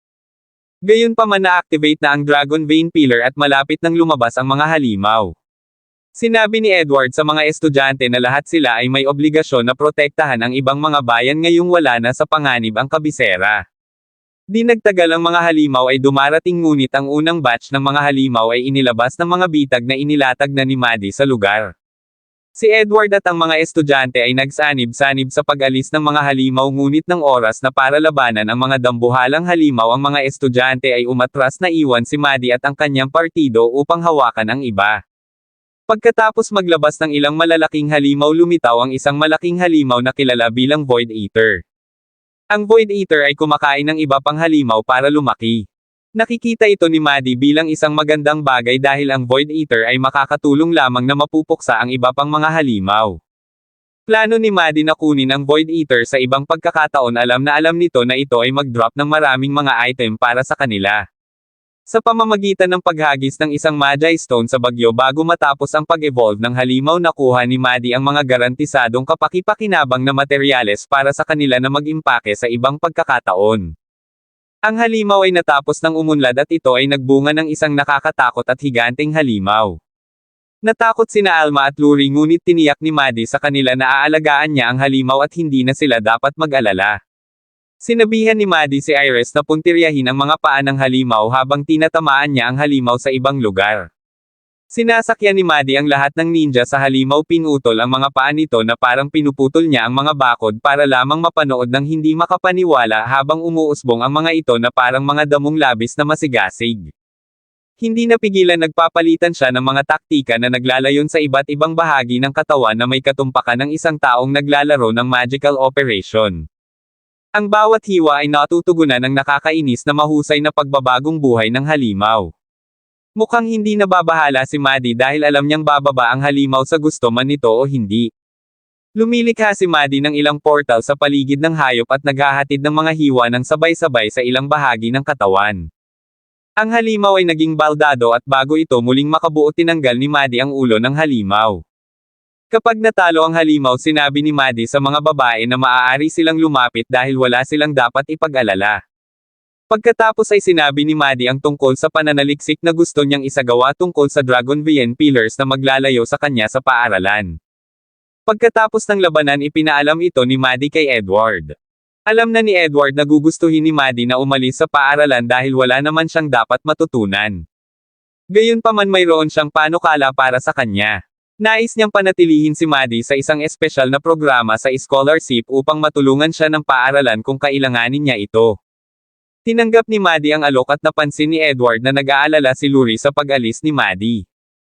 Pagkatapos ay ipinaabot niya ang alok sa party ni Maddie dahil ang edukasyon sa paaralan ay halos kasing pakinabang ng pagtuturo sa isang isda na sumakay ng bisikleta kumpara sa kung ano ang maituturo ni Maddie sa kanila. Hindi nag-aksaya ng oras si Luri sa pagtanggap ng alok at kaagad niya itong ginawa. Sumunod naman ang dalawa pang babae. Kapag naayos na ang dokumentasyon, umalis si Maddie at ang kanyang partido sa paaralan. Ipinaalam sa kanya ni Edward na palaging nandyan ang paaralan upang tulungan siya kung kailanganin niya ang mga ito. Di nagtagal nagsimula ang party sa kanilang paglalakbay sa Melchiad Dungeon upang ipagpatuloy ang kanilang pananaliksik sa Dragonvian Pillars. Nagulat si Maddie sa narinig mula kay Luri na may isang bayan na tinatawag na Melchia na itinayo sa piitan. Noong panahon niya delikado ang mga piitan ngunit tila hindi na ito tinitingnan ng mga tao. Upang makarating sa Melchia dapat silang tumagal ng ilang araw ngunit nais ni Maddie na ihinto ang paglalakbay at sa paggawa nito nais niyang dumaan sila sa kagubatan ng Chikirisubia na itinuturing na mapanganib. Ang pag-iisip na ang kagubatan ay delikado ay nagiging mas hyper at handa na mag-explore si Maddie. Pagpasok sa kagubatan iminungkahi ni Maddie na maghanap sila ng kanilang sariling pagkain sa halip na kumain mula sa kanilang reserba. Si Maddie ay sumugod upang manghuli ng biktima na maaari nilang kainin. Nakakita siya ng superior na magic signal na tila kinokontrol ang iba pang mga halimaw. Ang matalinong halimaw ay lumabas na isang unggoy at sa lalong madaling panahon ay lumabas ito sa pagtatago upang salakayin si Maddie ngunit agad itong pinabagsak ng nalulupig na batang lalaki. Kinaladkad ni Maddie ang unggoy pabalik sa party ngunit huwag mag-alala mga kabayan wala sa meno ang mabuhok na bisitang ito. Nakatago si Maddie ng baboy ramo sa kanyang inventaryo na handang maging bida sa kanilang kapistahan sa kagubatan.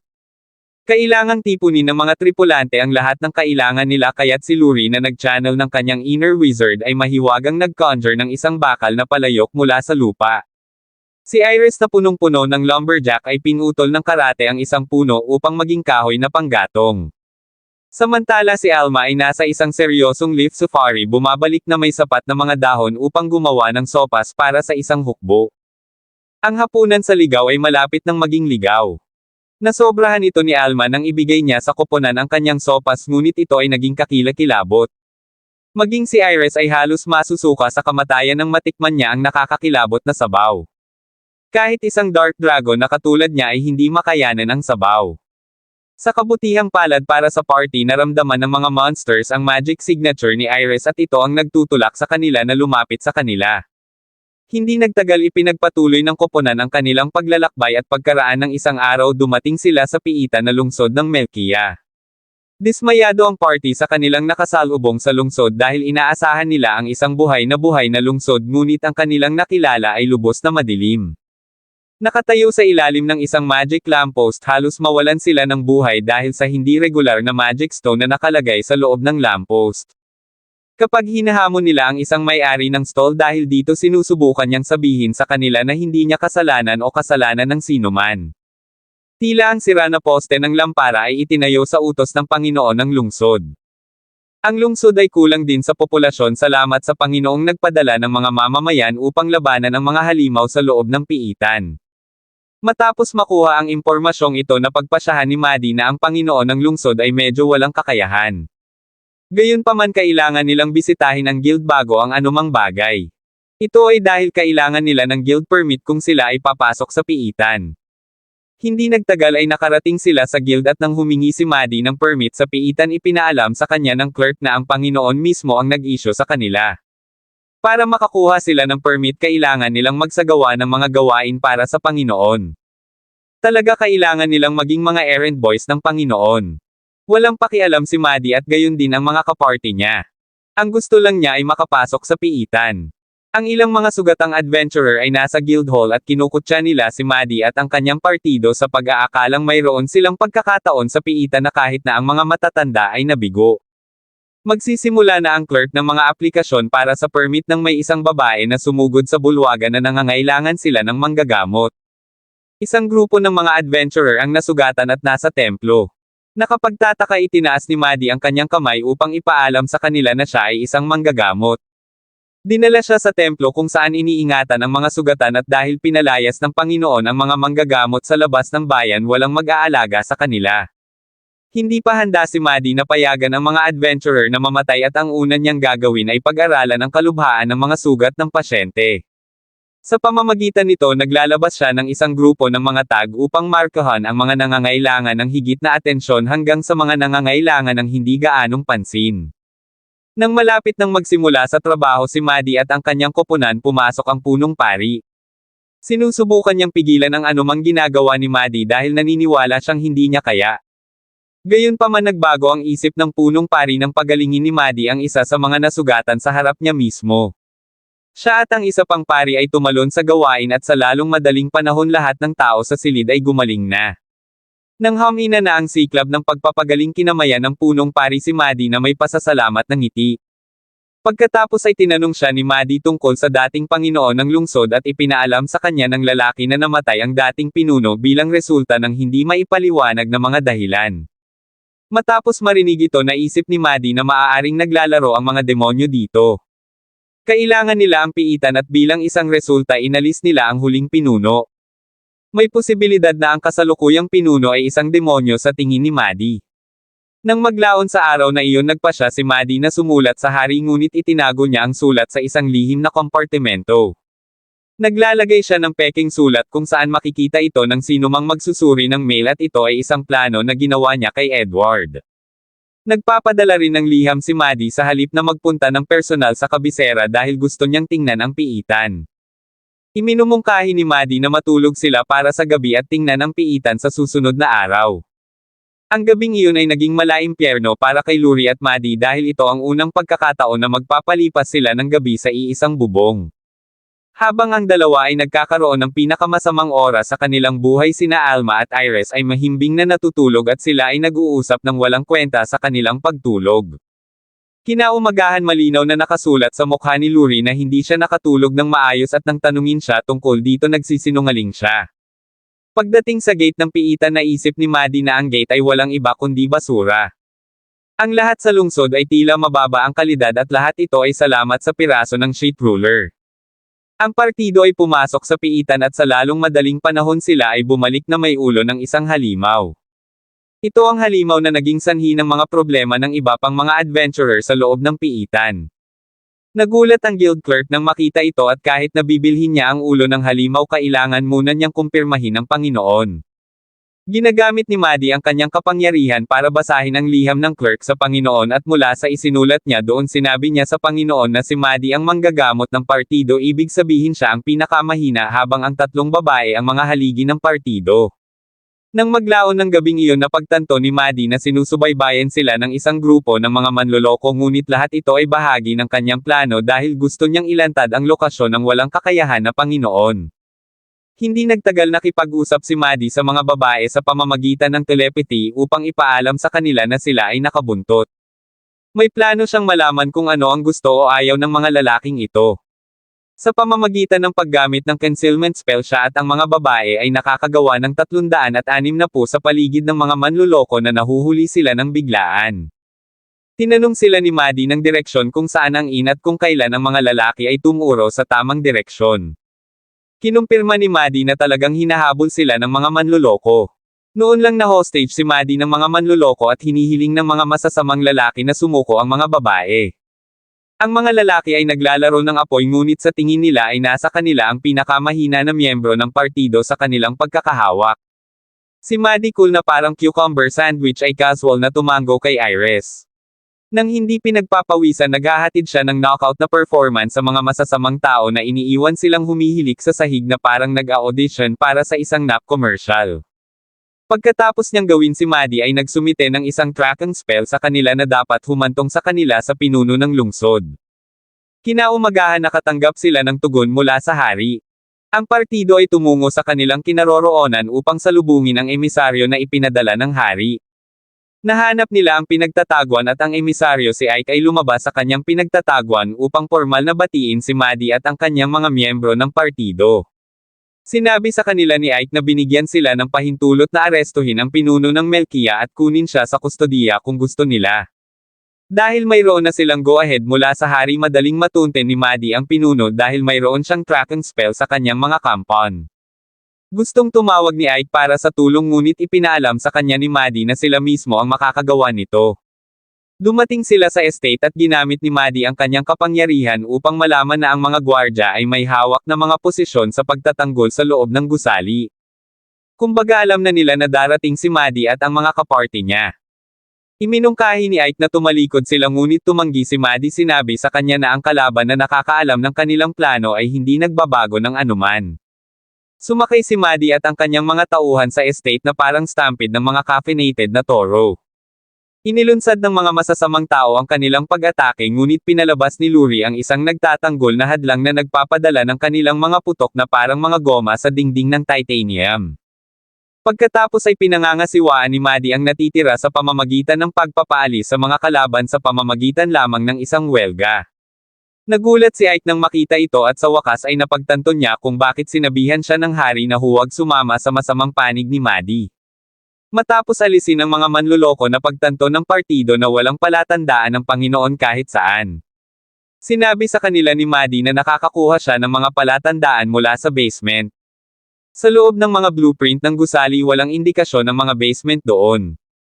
Nagagamit ni Maddie ang kanyang talino upang mahanap ang pasukan sa basement at pinaplano ng pinuno na gamitin ang lihim na daanan upang makatakas kapag nabusted siya ni Maddie at ng kanyang mga tao. Mapanukso na sinabihan ng Panginoon si Maddie na maghanda para mamatay dahil lumayo siya sa kanyang mga babaeng escort. Naniniwala pa rin ang Panginoon na si Maddie ang mahina ngunit ng one-shot ni Maddie ang mga lalaki na sinundan siya ang malaking masamang amo ay agad na muling nag-isip.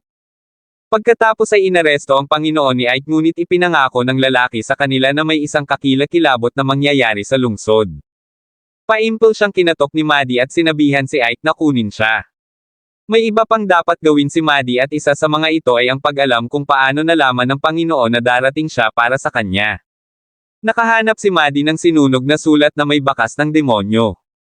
Nalaman niya na ang mga demonyo ay kasalukuyang pinakikialaman ang haligi ng ugat ng dragon na matatagpuan sa piitan. Ang haligi ng ugat ng dragon na ito ay mas malaki kaysa sa nasa kabisera at kung hahayaan ang mga demonyo na maging matagumpay sa anumang plano nila ito ay haantong sa isang pandaigdigang kalamidad. Nang mahabol nila ang kanilang hininga mula sa escapade ng ari-arian nagpa siya ang lupa na magsagawa ng isang surprise dance party nanginginig na parang hyperactive na washing machine. Ito ay ang mga demonyo hanggang sa kanilang karaniwang mga kalokohan nakikipag-usap sa ugat ng dragon. Nagpatawag sila ng isang kawan ng mga halimaw na patungo sa Melkia ngunit aabutin ang mga halimaw ng hindi bababa sa 2 oras upang makarating sa Melkia. Gusto ni Maddie na mahawakan nila ang mga bagay bago makarating ang mga halimaw sa lungsod. Pumasok sila sa piitan at hindi nagtagal ay nahanap nila ang ugat ng dragon. Mayroong demonyong presensya dito at sinabi ni Maddie sa mga batang babae na kailangan nilang alisin ang anumang ginawa ng demonyo sa haligi. Sinabi ni Maddie sa mga babae na pupunta siya sa sahig kung saan nagtatago ang mga demonyo. Si Lurie ang mamamahala sa pag-alis sa anumang ginawa ng demonyo sa ugat habang pinuprotektahan siya nina Iris at Alma. Gumawa si Maddie ng channel ng komunikasyon para masubaybayan nila ang mga galaw ng isa't isa bago siya tuluyang tumungo sa kung saan nagtatago ang demonyo. Hindi nagtagal ay nahanap ni Maddie ang demonyong hinahanap niya at napansin niyang may kausap ang lalaki. Hindi nag-aksaya ng oras si Maddie sa pagtap sa kanilang sistema ng komunikasyon upang marinig kung ano man ang kanilang pinag-uusapan. Malamang na ang hindi kilalang demonyo na kausap ng lalaki ay isang superior na demonyo ngunit hindi pa alam ni Maddie kung sino siya. Si Maddie na nakakaramdam ng kumpiyansa sa kanyang heroic mojo ay inihagis ang kanyang pinakamahusay na pag-atake para lang tumalbog sa isang parang demonyong puwersa na parang bola ng goma sa dingding ng kastilyo. Lumalabas ang mga demonyong ito ay dumating na handa na may mga pasadyang hakbang na ginawa upang pigilin ang kabiguan ni Maddie ang badge na nagiging isang malapit na eksperto sa labanan. Ang demonyo ay sumasalakay at sinubukang tamaan si Maddie ng isang grupo ng mga spell ng pag-atake ngunit gaya ng dati nakaligtas si Maddie dito. Pagkatapos ay sinabihan ng demonyong amo ang kanyang nasasakupan na tapusin ang anumang nangyayari sa kanya bago pa man maunahan si Maddie. Tila ang demonyo ay mayroon ng mga bitag upang alisin si Maddie ngunit lingid sa kanya naramdaman na ni Maddie noon pa man at sinabihan niya si Lurie na gumawa ng isang nagpapawalang bisang spell upang paalang bisa ang mga bitag. Upang mapalala ang mga bagay para sa demonyo, hinaranggan ni Maddie ang kanyang komunikasyon at ginamit niya ang pagkakataong ito upang sirain ang kanyang hadlang bago siya makatanggap ng pagtuturo kung ano ang gagawin mula sa kanyang amo. Kapag naitatag muli ang mga komunikasyon, nalaman ni Maddie na alam ng amo ng demonyo ang tungkol sa kanyang nakaraang buhay na nangangahulugang siya ay isang napakatandang demonyo.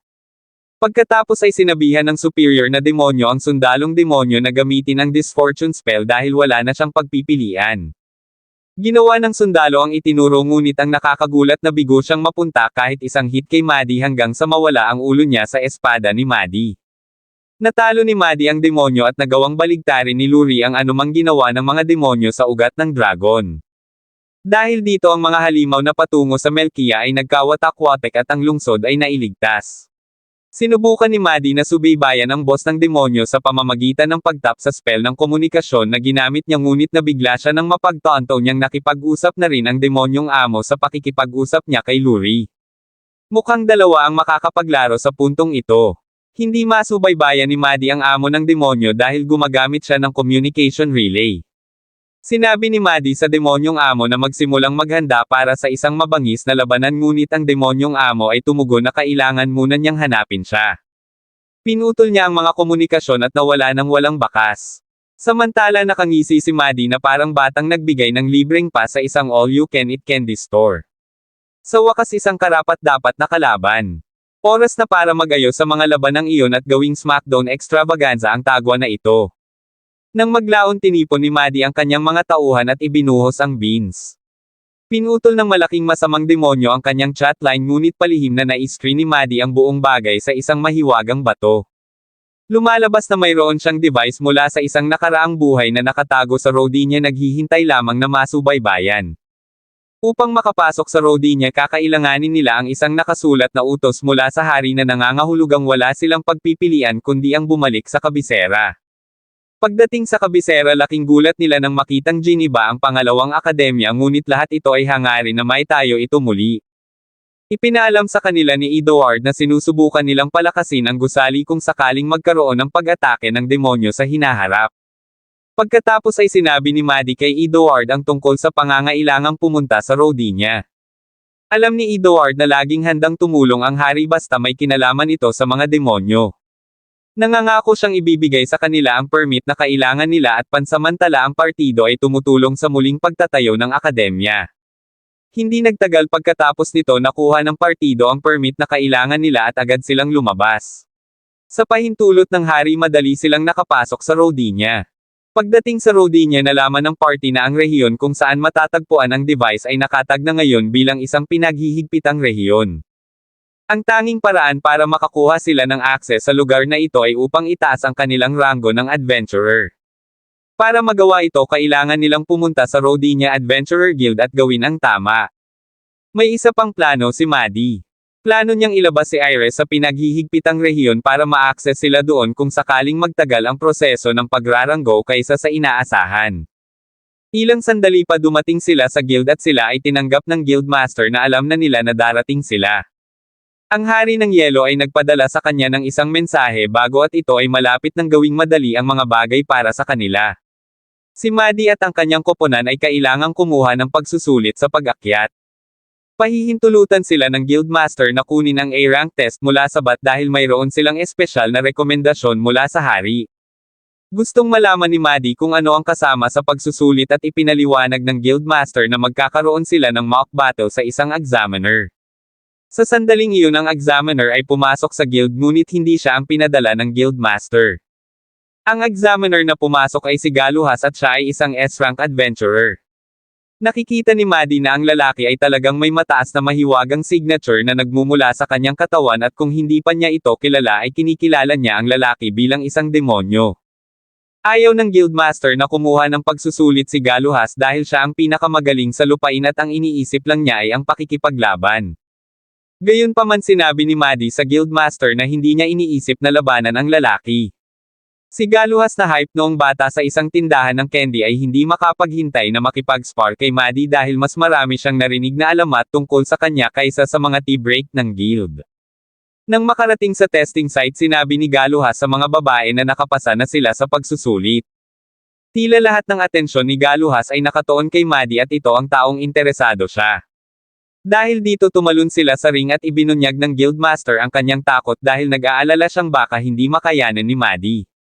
Lakas ni Galuhas. Tila hindi pa natatalo sa tunggalian si Galuhas.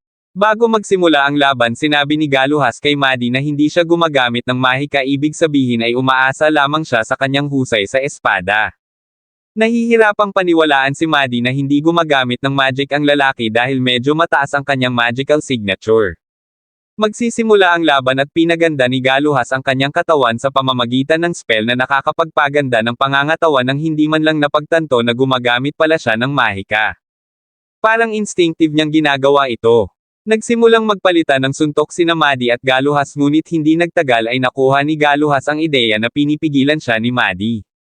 Nagpa siya si Maddie na gawin ang mga bagay sa isang bingaw ngunit nagawa pa rin ni Galuhas na pigilan ang kanyang pag-atake.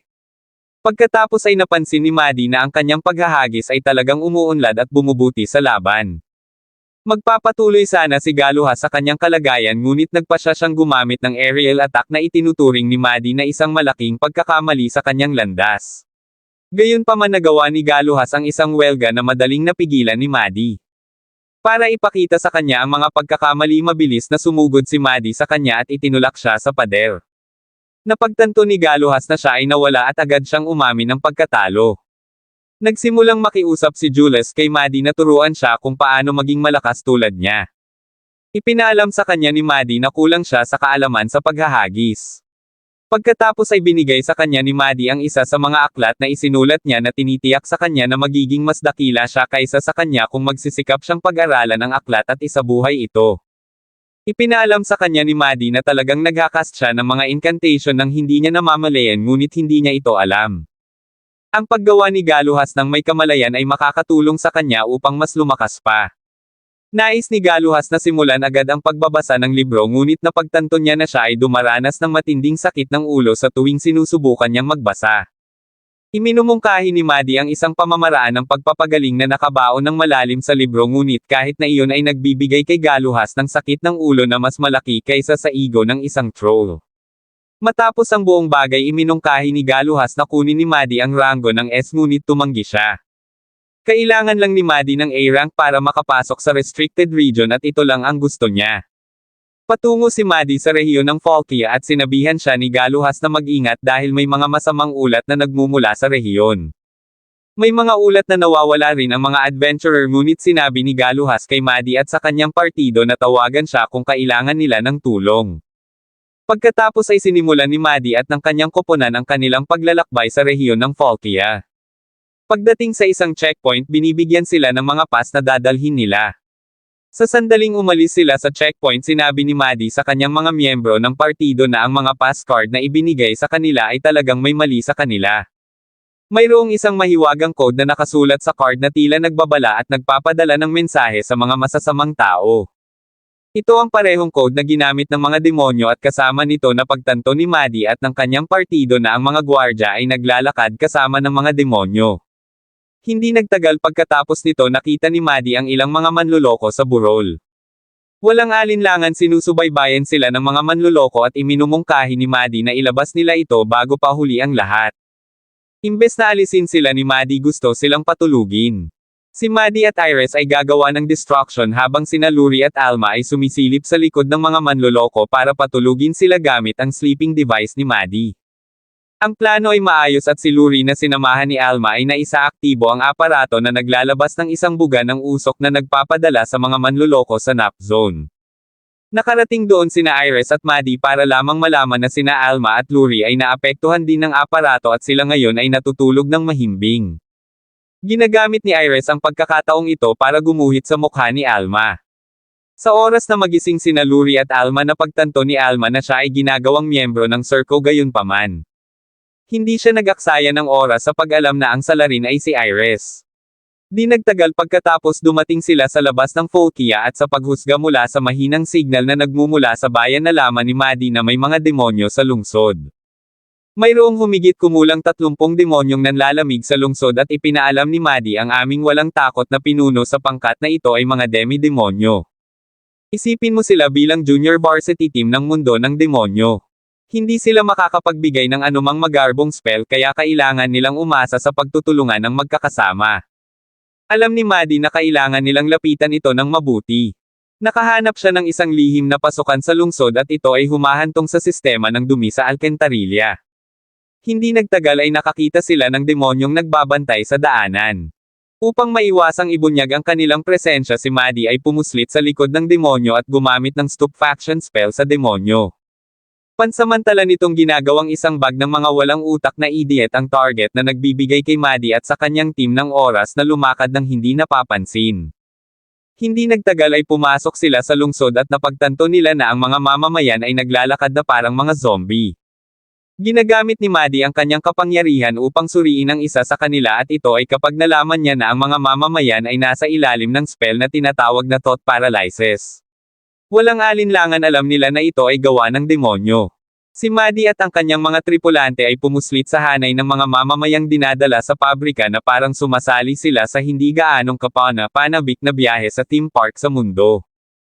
Upang panatilihing malinaw sa kanilang isipan ang anumang kakaibang mga laro sa pag-iisip ng pabrika, naglagay si Maddie ng thought paralysis shield sa koponan. Paglapit pa lang nila sa entrance, muling bumalandra ang maalamat na kukulaitan ni Iris. Siya ay nadadapa na titisid at kahit papaano ay nakakagawa ng napakagandang distraction kaya nadulas sila sa pabrika ng hindi napapansin.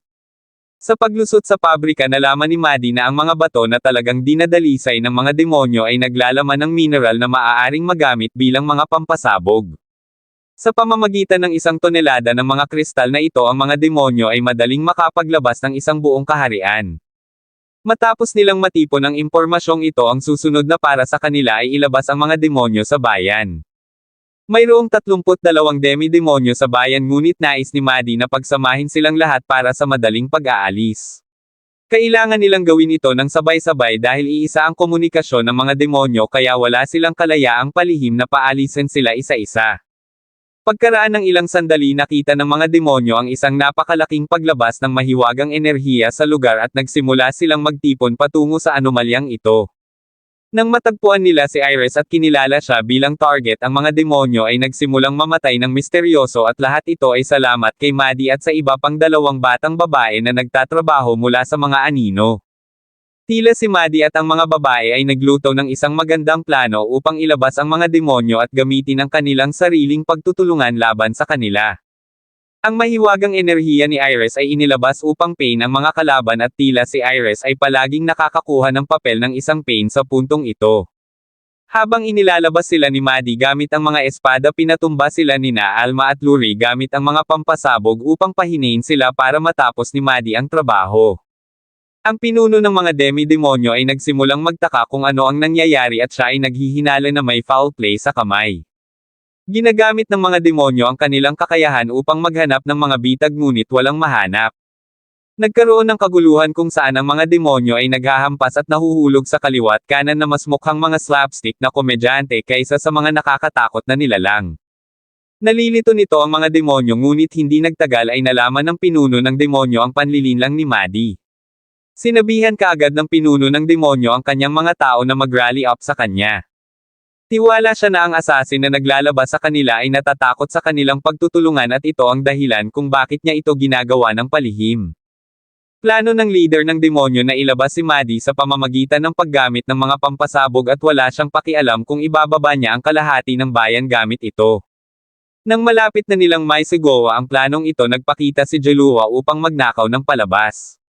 Pinabagsak niya ang ilang mga demonyo ngunit sa lalong madaling panahon nahanap niya ang kanyang sarili na napapalibutan ng mga utos at mayroon din siyang nakakainis na pinuno ng demonyo na kalabanan. Pagkatapos ay tinulungan ni Maddie si Jalue na ibagsak ang mga demonyo sa likod niya.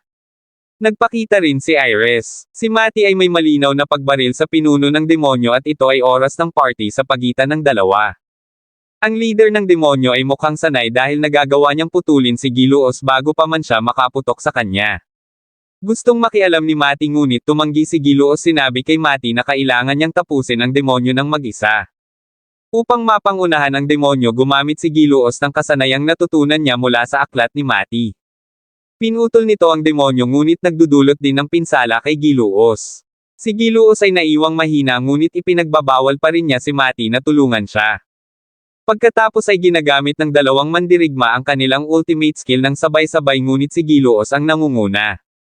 Maaaring nanalo si Giluos ngunit ginawa niya ito halos sa kabayaran ng kanyang sariling buhay. Habang dinadaluhan ni Mati at ng mga babae si Giluos idinilat ng demonyo ang kanyang mga mata na parang kagagaling lang sa kamatayan. Pagalingin na nila si Giluos nang muling nabuhay ang demonyo at kinasuhan ang mga babae ngunit napigilan siya ni Mati. Tila ang lalaki ay muling nagising ng isang mas malakas na demonyo na pagkatapos ay ginamit ang lalaki bilang isang daluyan upang makipag-usap kay Mati. Sinabi niya kay Mati na malapit na niyang masira ang selyo na nagpapanatili sa kanya na nakadina at kapag ginawa niya ito siya ay ganap na muling bubuhayin. Matapos may hatid ang mensaheng ito ang demonyo ay naging alabok. Alam ni Mati na isang demonyo lang ang may sapat na kapangyarihan para makaalis ng ganito at ito ang demonyong nakausap niya noong nasa Melkia siya. Matapos pagalingin ni Mati si Giluos ginamit niya ang kanyang autoridad upang kunin ang emerhensyang kontrol sa bayan at pagkatapos ay humirang siya ng isang pansamantalang pinuno upang mamuno sa kanila. Kapag naayos na ang lahat binigyan ni Gilwad ang partido ng permit na kailangan nila para makapasok sa restricted region at umalis siya. Makalipas ang ilang sandali dumating sila sa mga guho kung saan sinasabi ni Mati na itinatago ang device. Nakahanap sila ng isang pyramid na siyang pasukan at nang tanungin si Mati kung paano niya nalaman ang lahat ng ito halos magulo siya sa pagbubunyag na siya ang lumikha nito. Binubuo niya ng mahika ang pyramid at nagbubukas ito ng pasukan para sa kanila. Kinakailangan silang tumalon sa malalim na madilim na butas upang maabot ang ilalim ng mga guho. Si Mati ang unang tumalon sa kailaliman na nagtatakda ng isang matapang na halimbawa habang ang mga batang babae ay atubiling sumusunod halos sirain ang kanilang mga damit sa proseso. Dumating sila sa isang silid na may kakaibang kagamitan sa gitna. Habang sinisimulan itong pag-usapan ni Mati iminumungkahi niya ang iba na tumingin sa paligid para sa anumang kapakipakinabang. Hindi nagtagal ay nakahanap sina Alma at Luri ng mga sandata na mukhang talagang hindi kapanipaniwala at hindi nila alam. Si Mati ang lumikha ng lahat ng ito. Habang ang iba ay naghahanap ng armas si Iris naman ay abala sa paghahanap ng makakain. Hindi nagtagal ay nakahanap siya ng isang kahon ng inipreserbang pagkain ngunit nawala ang lahat sa basura. Ito ay higit sa 1,000 taon pagkatapos ng lahat. Handa nang gamitin ang device at sinubukan ito ni Mati gamit ang isang device na kinuha niya mula sa Folkia. Pagkatapos ng maikling pag-ungol kinumpirma ni Mati ang kanyang mga hinala na ang parehong demonyo na kumokontrol sa mga nasa Melkia at Folkia ay pareho. Oras na para subaybayan niya ang inimbak niyang lagda sa loob ng Magi Stone. Ina-activate niya ang device at nagbibigay ito ng pulang signal. Sa sandaling lumabas ang resulta na pagtanto ni Mati na kalaban nila ang isang mapanganib na kalaban na tinatawag na Zardiez. Sinabi kaagad ni Mati sa koponan na wala silang pagkakataon laban sa lalaki. Sa palagay niya ang tanging solusyon na mayroon sila ay ang paggamit ng immortality spells at pagsasanay sa loob ng daan-daang taon kung saan pagkatapos magkakaroon sila ng pagkakataon laban sa kanya. Gayunpaman ang lahat ng sangkatauhan ay halos mapapawi sa oras na iyon.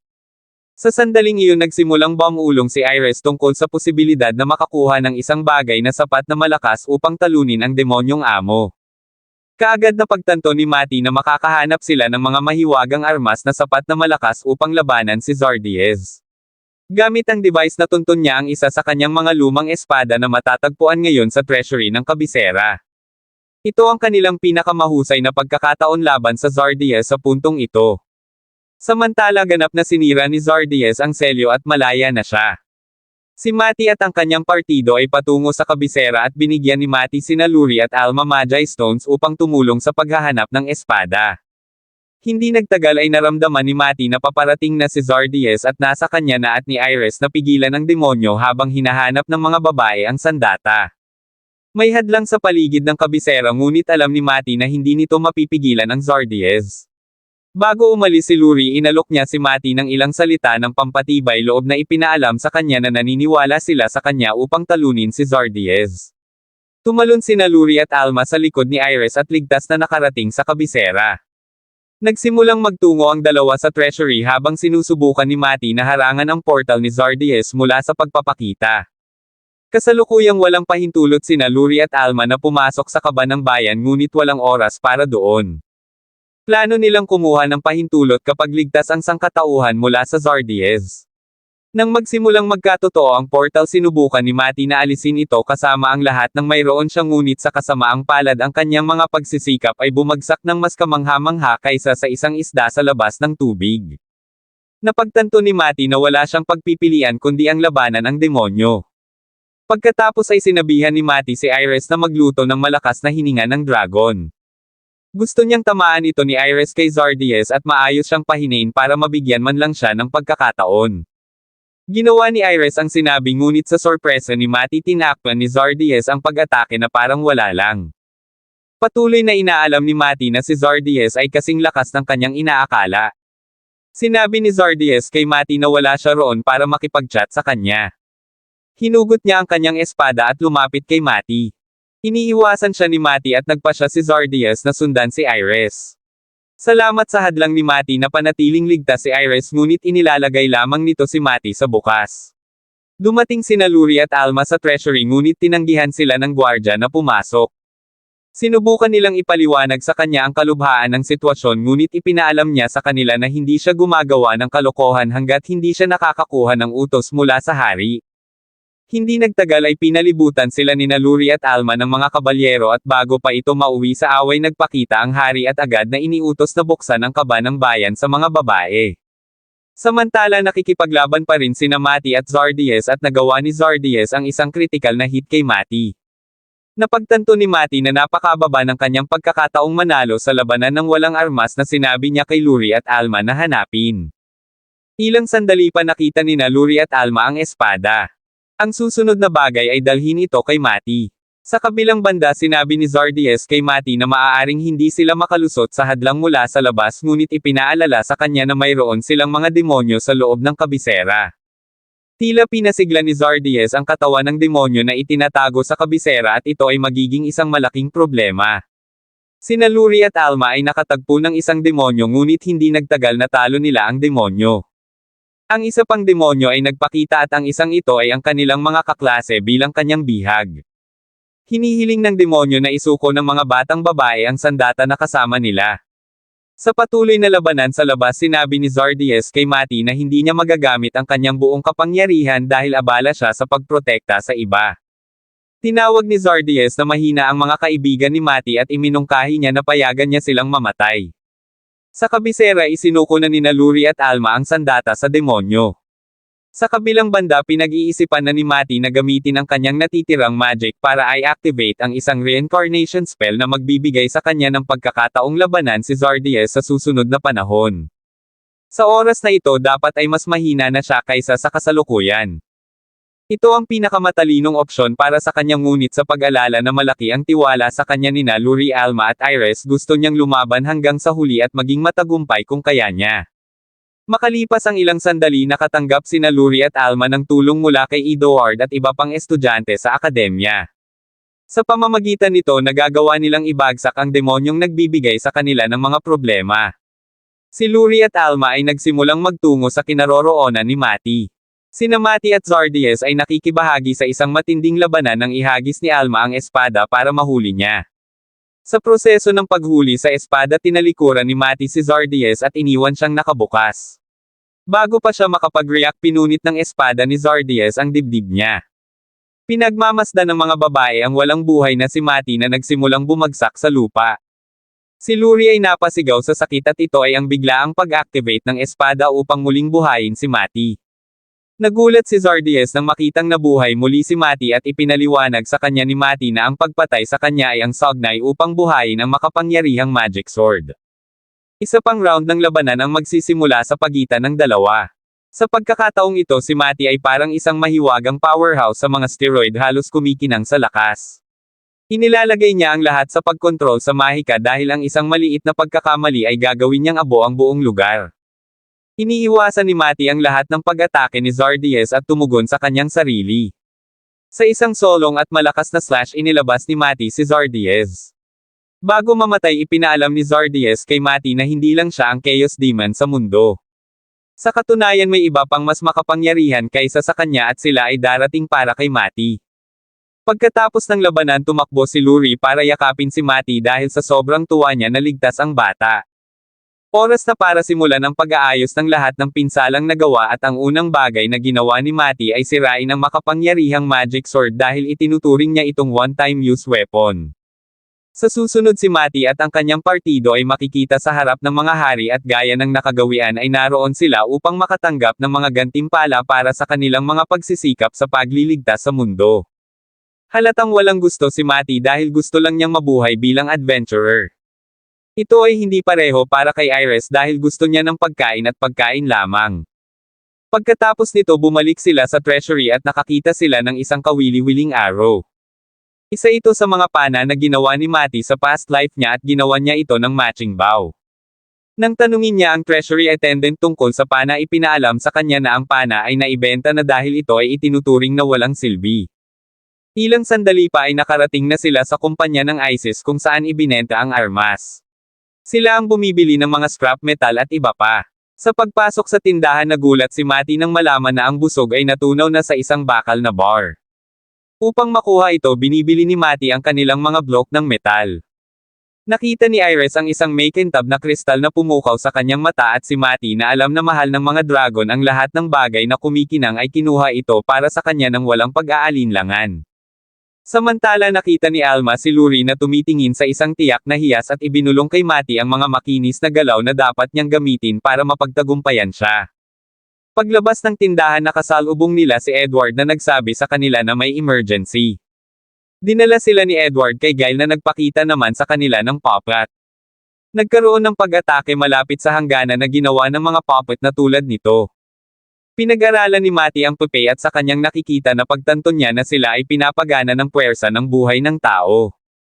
Ito ang gawain ng mga demonyo at ginagamit nila ang mga puppet upang maubos ang enerhiya ng tao sa maliit na dami. Pagkatapos ay tinanong si Mati kung handa na ba siyang tumulong muli sa pagliligtas sa sangkatauhan. Ang tanong na ito ay may isang sagot lamang at iyon ay oo. Nang maglaon dinala ni Mati si Luri sa isang pribadong lugar kung saan ibinigay niya sa kanya ang kwintas mula sa tindahan. Binili niya ang hiya sa tindahan at hinubog ito sa isang bagay na maaari niyang isuot. Masaya si Luri sa regalo at pinasalamatan niya ang lalaki sa pagiging maalalahanin nito. Hindi nagtagal pagkatapos nito lumabas si Mati at ang kanyang partido upang magsagawa ng imbestigasyon sa kalapit na bansa na tila nasakop ng mga demonyo. Napagtanto ni Mati na kailangan niyang mag-level up dahil sa isang lugar ay may mga kalaban na mas mahigpit kaysa sa isang 2 linggong biskwit.